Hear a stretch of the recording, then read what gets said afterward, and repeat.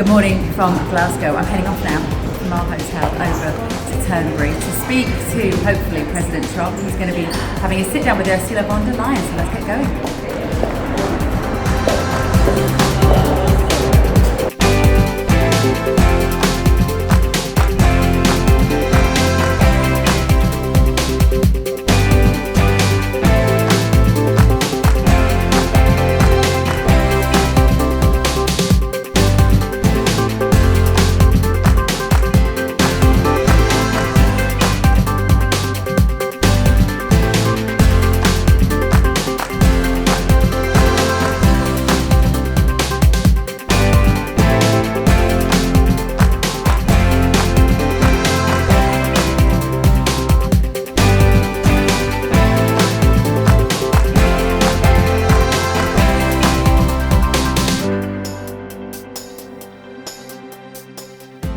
So the press has now been led into the ballroom here at Turnberry, this incredible, vast space with the phenomenal sea view out of the windows. And the chairs are lined up very stately where the President, Donald Trump, will sit with the European President, Ursula von der Leyen, and various dignitaries to tell us what they've been talking about.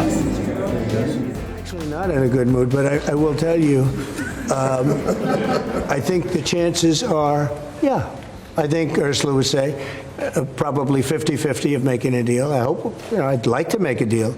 I think it's good for both, but I'd say 50-50. And what would you say to many? Okay, please. Why you're in a bad mood? Was it a bad morning of golf, or why you're not in a good mood? No, the golf was beautiful. Golf can never be bad, even if you play badly. It's still good. If you had a bad day on the golf course, it's okay. It's better than other days. But no, I think I look forward to this meeting. We've had a hard time with trade with Europe, very hard time, and I'd like to see it resolved. But if it isn't, we'll have tariffs, and they'll do what they have to do. But we have a good chance of getting it resolved. We'll probably know in about an hour. It shouldn't take that long. It's complicated, but not really complicated when you get right down to it, right? On Friday you said that Europe is being crushed by mass migration, and I wonder whether your friends on the other side of the room agree with you on that. Well, I'd let you respond to that if you'd like.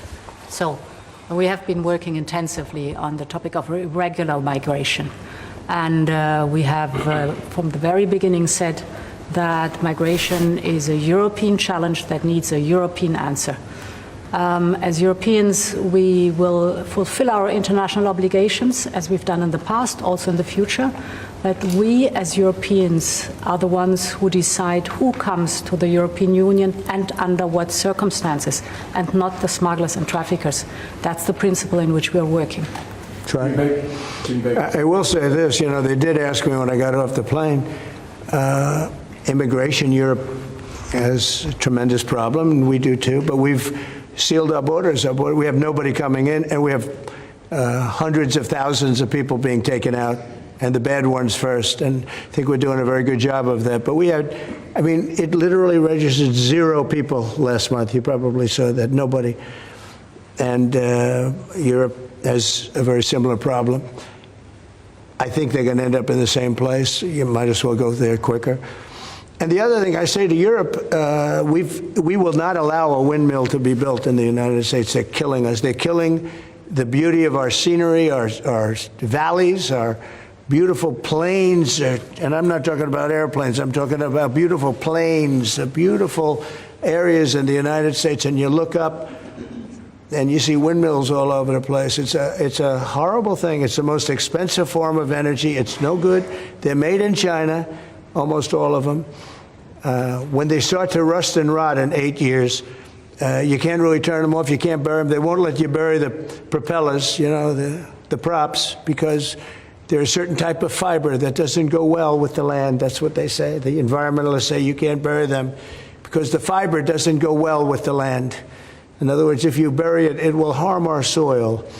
The whole thing is a con job. It's very expensive. And in all fairness, Germany tried it, and wind doesn't work. You need subsidy for wind, and energy should not need subsidy. With energy, you make money. You don't lose money.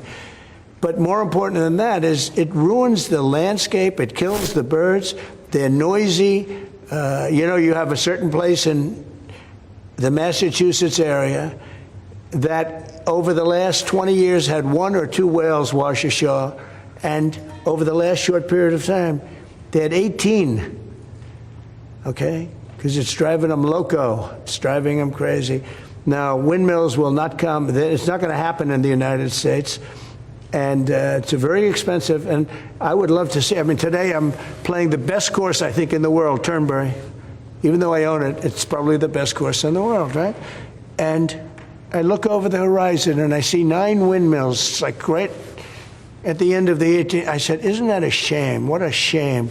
You have the same thing all over Europe in particular. You have windmills all over the place. Some of the countries prohibit it, but people ought to know that these windmills are very destructive. They're environmentally unsound, just the exact opposite. Because the environmentalists, they're not really environmentalists, they're political hacks. These are people that they almost want to harm the country. But you look at these beautiful landscapes all over the world. Many countries have gotten smart. They will not allow it. They will not. It's the worst form of energy, the most expensive form of energy. But windmills should not be allowed. Okay. Hello, I'm Bev Turner. Now, it can feel like the money in our bank accounts at the moment does not keep up with the cost of living. And maybe there's a solution. I'm here today with the CEO of TallyMoney, Cameron Parry. Cameron, what is TallyMoney? Well, Bev, with TallyMoney, you get a current account and a debit card, but instead of pounds, you use milligrams of gold as your everyday money. So why gold? Gold traditionally is a great store of value. It has, on average, gone up at over 11% per annum for the last 25 years against the pound. It's tripled in value in the last decade. And in the last 2 years alone, it's increased by 50% against the pound. Banks' savings products just can't compete with that level of growth. But this isn't just about gold. This is about a currency that you guys have created at TallyMoney. Explain it to me as though I'm an idiot. So, look, people need to be able to hold their earnings and build their savings in a money that retains its value and remains in their legal control and remains theirs to access, away from government control. Great. You had me at not exposed to government control. You should feel safe and happy with your money. You should have peace of mind. The more money you see in your bank balance, and that's the type of thing we're trying to deliver, and give people choice in the type of money they get to use every day. Brilliant. Thank you so much, Cameron. Thank you.